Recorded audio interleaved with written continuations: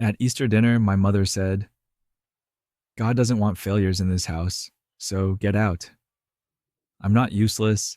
I'm a programmer who works remotely for a tech company based in San Francisco, a high paying, stable job that has allowed me to cover all the living expenses for this household for years. But to my parents, I'm just that son who stares at a screen all day playing video games. My mother, Olivia, is a woman who lives for appearances. She obsesses over every tablecloth, every photo she posts online, every compliment from her Facebook friends. In her eyes, everything needs to look perfect, including her son. Perfect, by her definition. Neatly combed hair, a crisp button up shirt, an office job, and, most importantly, walking out the front door every morning to look like someone successful. I meet none of those standards. My father, Michael, is different. He's quieter, more reserved, but that silence made things worse. When my mother called me a freeloader, he just shrugged. When she labeled me a waste of space, he chuckled like she was telling a dinner joke. Not once did he speak up for me, not even a single word to acknowledge what I've done. I used to think they didn't understand me, but that's not true. They chose not to understand. Because if they did, they couldn't keep using me as their emotional punching bag, their scapegoat for all their unfulfilled dreams and disappointments. Every day, I wake up at 7 a.m., make a cup of coffee, open my laptop, and start coding for international software projects. I attend meetings, assist teammates across different time zones, and send out updates that consistently make our clients happy. Every line of code I write helps keep this house lit, the TV running so my mom can watch her dramas, and the fridge full of food. I used to hope that one day they'd truly see me. But year after year, all I got were comments like, why don't you try applying at a bank like Daniel? This tech stuff is just fantasy. When I was your age, I already owned a house. Don't you feel ashamed living off us like this? There was never a single thank you, never a hug, only cruel comparisons and those never ending eyes of disappointment. So I lived like a ghost in my own home. I kept asking myself, was I wrong for staying? Was I weak for continuing to pay the bills and pretending not to hear those bitter words? But deep down, I knew I wasn't wrong. The mistake was letting my silence convince them that I had no worth. And then came the Easter dinner. A beautiful table, flickering candles, and hollow blessings. I thought, maybe this time will be different. I had bought an expensive cake from a famous bakery, carefully set the table, and tried my best to sit down as part of a family that never truly saw me. But then my mother said one sentence, even God doesn't want failures in this house, and it shattered everything. That's when it hit me. The problem wasn't that I hadn't done enough. The problem was that, in their eyes, I was never enough to begin with. And so I decided to leave. Not to run away, but to stop. I didn't look back when I walked out of that house that night. Not because I was cold hearted, but because I knew if I turned around, I might soften. And if I softened, I might forgive. And if I forgave, I'd end up living as a walking wallet again, while being treated like disposable trash in my own family. I sat in my car for nearly an hour before driving to a small hotel on the outskirts of the city. That night, I couldn't sleep. I stared at the ceiling, and my mother's words echoed in my head. God doesn't want failures in this house. And then, memory after memory poured in, every bill I had silently paid. Rent, electricity, water, internet, even the cable subscription so she could watch her nightly telenovelas. I shot up in bed. If I was the failure, then maybe it was time for this so-called failure to stop paying for the people who mocked him. The next morning, I opened my laptop and began what I now call my financial liberation. I called the landlord and told him I would no longer be covering the rent. I'd held that lease for 5 years. It was time to give it back. I canceled auto payments for electricity, water, internet, and cable. I sent notice to each service provider, making it clear I was no longer responsible for a single bill. It all took just one morning. Quick, clean, and incredibly freeing. But I didn't stop there. I wrote a small note, bold letters across the page.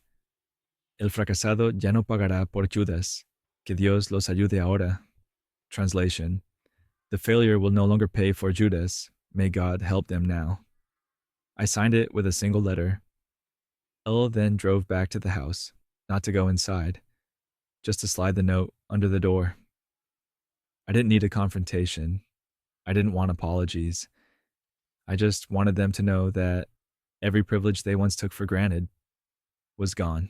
And that's when the storm began. 2 days later, I got a confused text from my mother. James, why is there an eviction notice? What did you do? Then a message from my dad. Son, you know we don't have the money to cover everything. Don't do this to your mother. I said nothing. I no longer owed them a reply.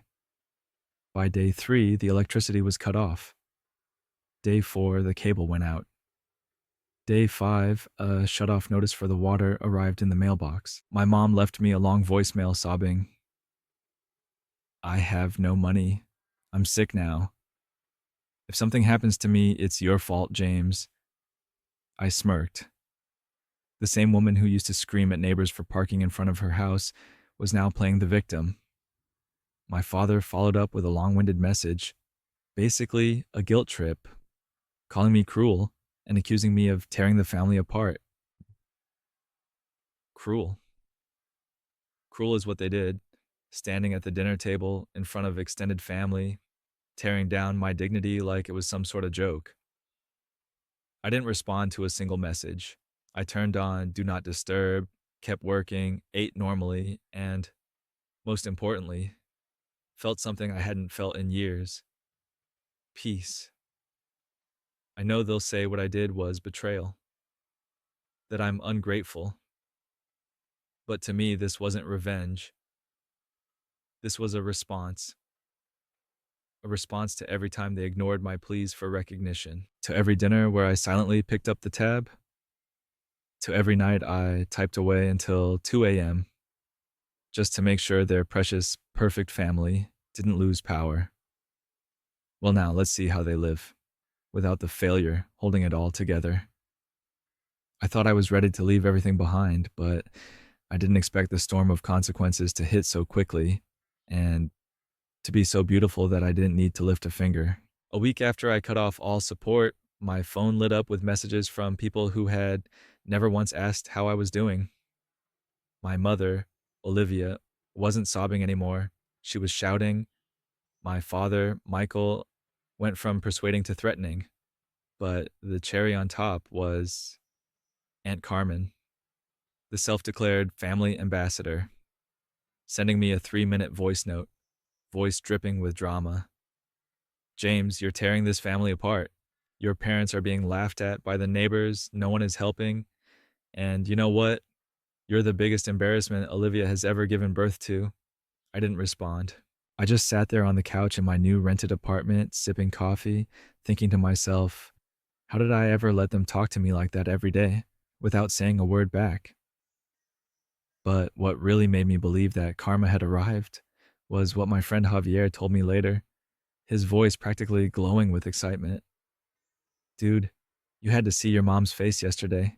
She went up to the neighborhood church, the one she always posts pictures of on Facebook, and in the middle of service, she asked for donations, said the family was in crisis and needed help. I nearly spilled my coffee. Olivia?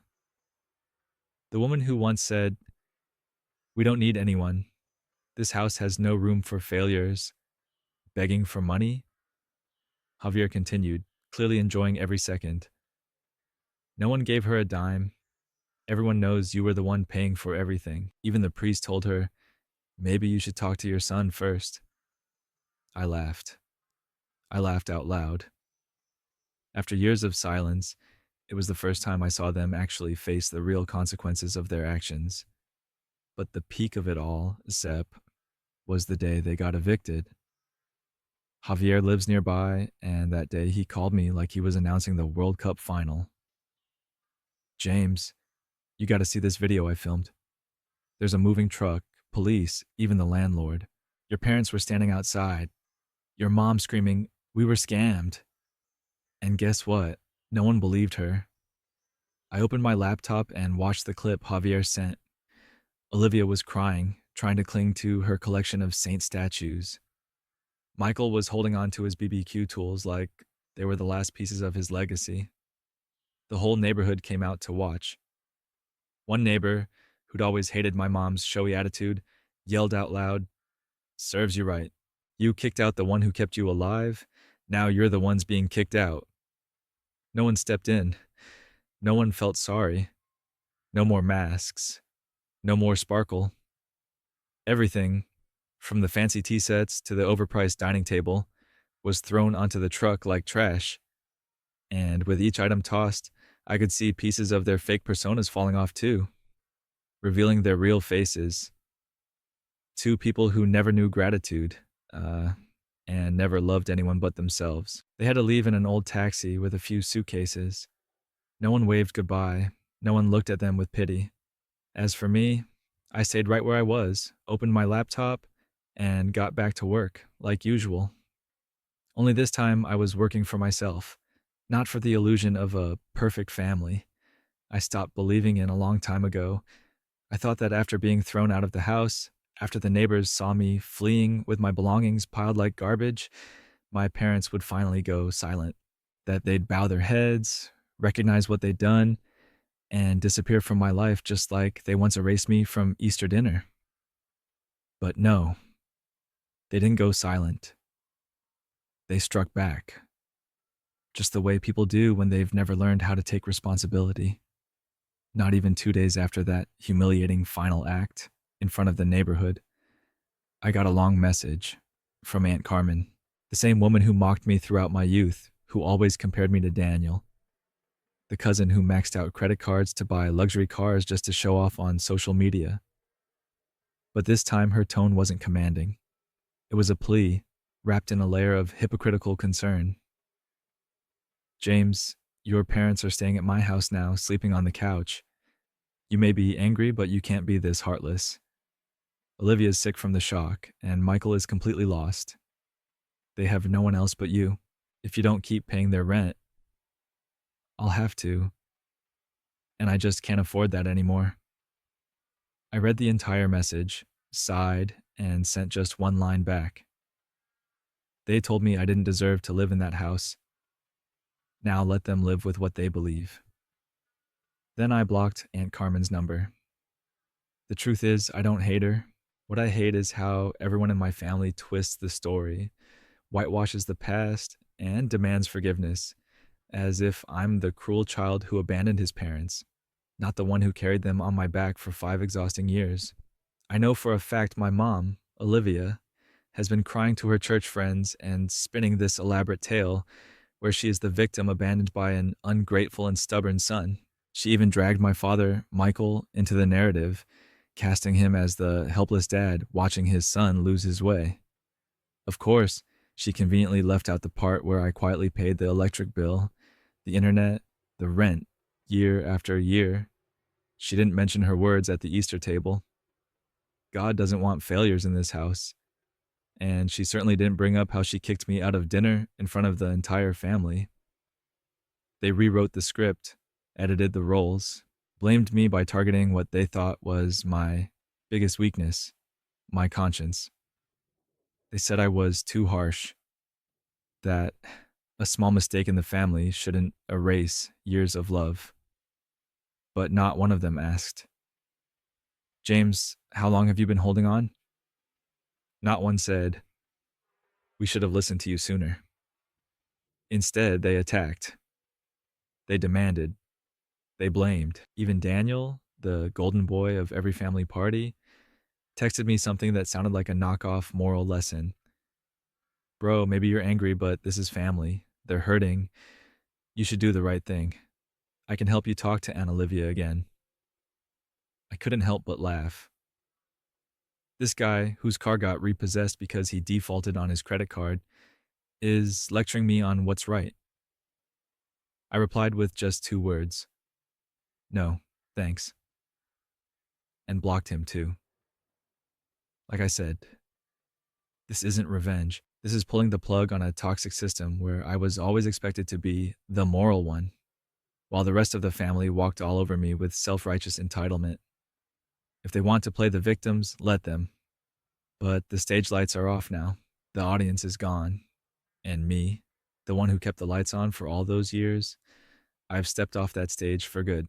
I thought that after being kicked out of the house, after the neighbors saw me scrambling away with my belongings piled like garbage, my parents would go quiet. That they'd lower their heads, realize what they had done, and disappear from my life the same way they once excluded me from Easter dinner. But no, they didn't stay silent.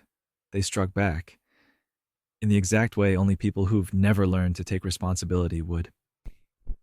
Less than 2 days after my public exit scene in front of the neighborhood, I got a long message from Aunt Carmen, the same woman who mocked me all throughout my youth, who used to compare me to Daniel, my cousin who lives off loans to flex a luxury life online.